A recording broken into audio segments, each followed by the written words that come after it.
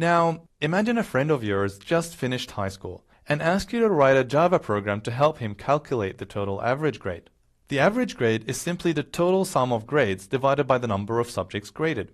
However, your friend only knows 4 of his 5 subject grades so far. So, for now, the average can be calculated by adding all those grades for those 4 subjects divided by 4. Once you write the program that would calculate the average for those 4 subjects, it should be really easy to add this 5th subject into the average calculation. Let's start by declaring and initializing a variable for each subject. Notice that some grades are fractions, so to stay consistent, let's declare them all as doubles. Now, we need to calculate the sum of all these grades and store that in a variable.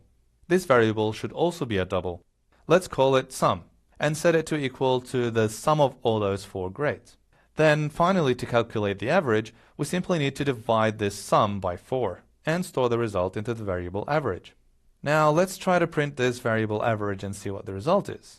The output of such program would be 88.5. That sounds about right.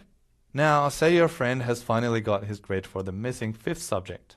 I've written down all the details in a comment in the code next. Try to modify this program to calculate the new average of all 5 subjects. Remember to start by declaring a new variable for that 5th subject and then add it to the average calculation.